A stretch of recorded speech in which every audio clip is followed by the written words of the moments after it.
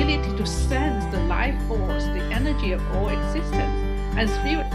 And then the mathematics was involved in it's our making sense of the universe. It's a setting for connecting with a place outside of themselves and apart from. I'm extremely glad to meet three of you. Hi, thank you for inviting us for this interview. So I'm Jing Lin. I got a doctoral degree from University of Michigan.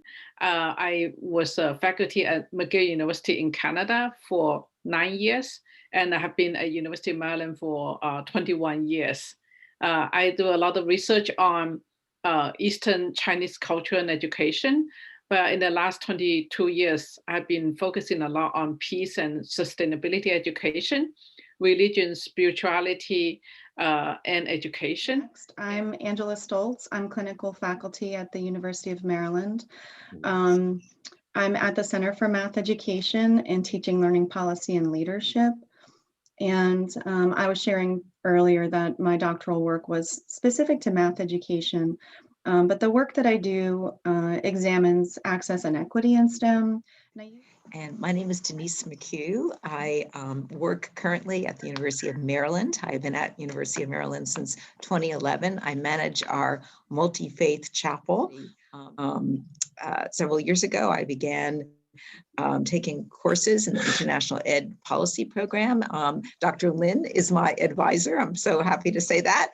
And I've really been very interested in issues having to do with interfaith, with dialogue, with. For you, what is education?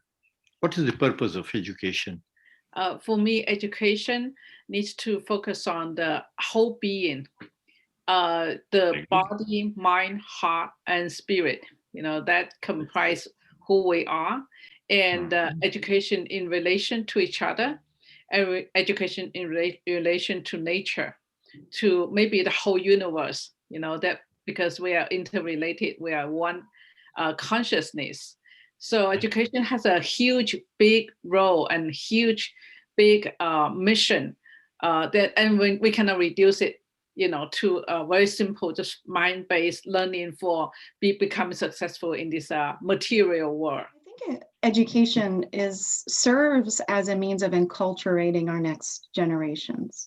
And we really have to think carefully about the paradigms we're using, the ontologies and epistemologies, and how those frame the ways we have enculturated the generations who are now leading our nations or are coming up you know, as youth in our nations, and what that enculturation does in terms of how it impacts their ability to perceive themselves as interconnected beings, both with humanity, but also the living world, right?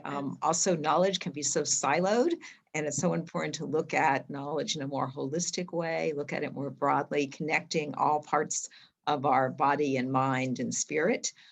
And also it's a continuing process. We don't finish our education when we're 18, we continue on and learn and grow, and that's part of it as well. Education, in your paper you write, the role and responsibility of education is to cultivate the hearts and minds of our next generations.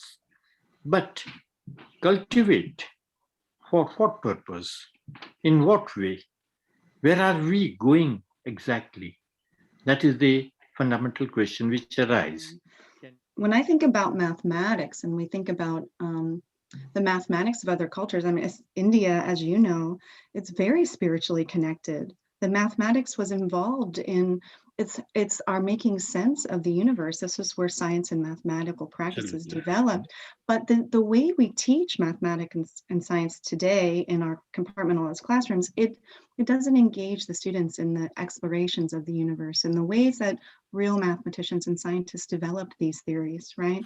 Yes. And so we have excluded these really essential components of what it means to be a scientist or a mathematician by excluding that metaphysical, the spiritual, and the connections to exploring our universe. Like this is. So I think education, knowing needs to go back to be complete, to be cosmic, like Angela said, and to be living, like Denise said, that it has to be alive, it has to be embodied, right? And then we'll see the beauty and wonder of the whole universe and everything in life. For example, flowers, they're not only made of materials, but they are made of also this great pattern, geometry, right? The spirit behind, the smell, the scent, right? And the expression. So, but then we've lost this kind of focus on education. That is that to intuit with nature, to have intuition, and to have this ability to sense the life force, the energy of all existence and spirits. And then you embody them, you feel for them, you live with them, and then you see their beauty and you see their sacredness. So we've lost this sense of sacred for nature and for each other because we're focusing so much on the material, objective side and losing the spiritual, the heart, mind, the heart mind interconnection side, the cosmic side. So on that, by losing this spiritual connection to our natural world through this objective kind of way of thinking about everything, we've also lost our ability to understand our true relationship with those things, that we are not just here to take and use, but also to serve and provide service to. So for Buddhists, let's say, and Taoist practitioners, they sense this vital life force and everything behind everything. And then they reach a point that they realize that we are all one, we are interconnected, we live in each other, we are within each other, we survive by depending on each other. And I see in our chapel garden, from very much a practitioner standpoint, I see students coming during the pandemic and before to really spend time in nature, to journal, to experience some of our meditation classes. It really becomes a great setting for connecting with a place outside of themselves and apart from their book studies to really, come encounter with their whole being. For us, even meditation does not make a part of a religious practice. It is a practice which is a sort of a scientific practice. But at the same time, the words like meditation or even sometimes the love for nature, in general, people would like to put us in a minority group. People would like to exclude us, that it is not a part of education. It's a science. It's a science about how our body, our energy work within itself, but with the wider environment and with the universe.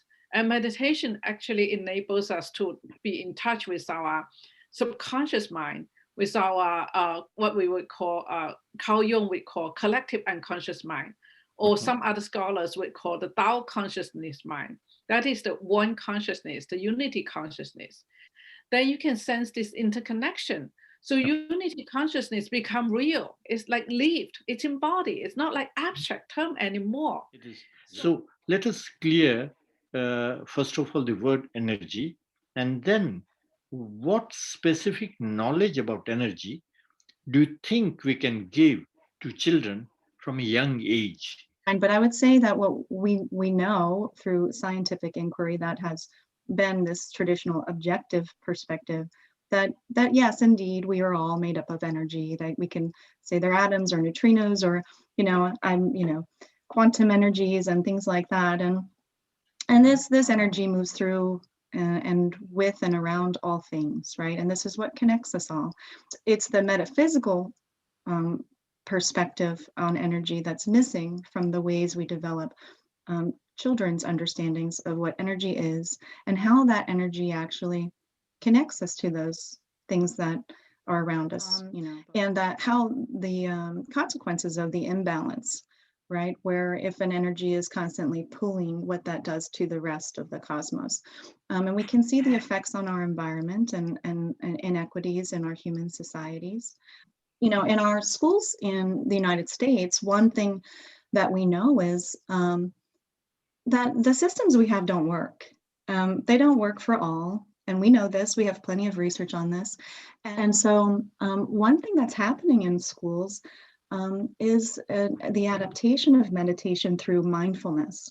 And so we do see that some of these things are getting picked up, but I think unless we look at the underlying paradigm and really make a significant shift, the push in of the mindfulness in these segregated ways is still not going to get us to the point where the education is serving our generations in the way that we're hoping that they do, right? A true shift. But just a few words regarding consciousness. So I think consciousness is also a kind of energy. It's how should I say it? It's like a spirit energy, let's say it that way, but also has a physical manifestation. The whole universe is a consciousness. I made that clear. Feeling it's true, right? It's not like, but it's feeling it's true. I cannot prove it's true. Because for example, an example maybe is that, for example, if we want to build a building, right, like the building behind Angela's back, right? First, it starts with an idea, and the idea is kind of like a consciousness. It's a blueprint formed in the mind, right?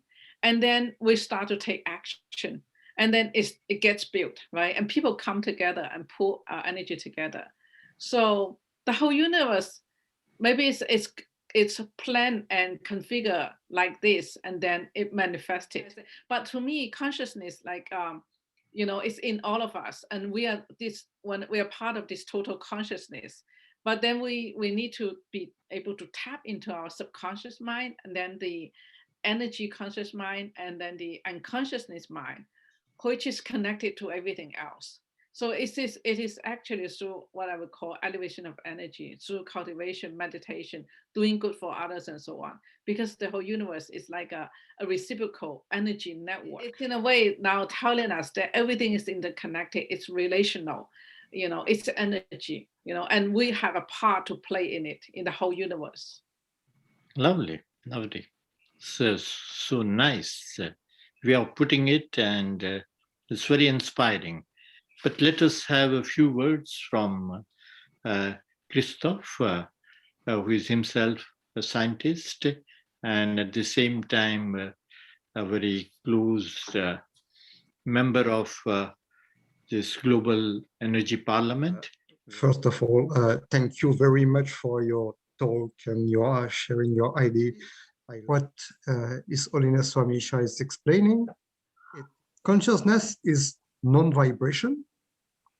And when the vibration starts, it is energy. And energy is matter. So the link is there. There is no difference between energy and consciousness. God and the manifestation of God. We are all the manifestation of God because we are all made of energy, atoms, particles, and so and so. And actually, if we want to go to the deeper level of the teaching, there should not be any separation. There is no separation on the vibration level, and there is no separation on the non-vibration level, because consciousness is everywhere.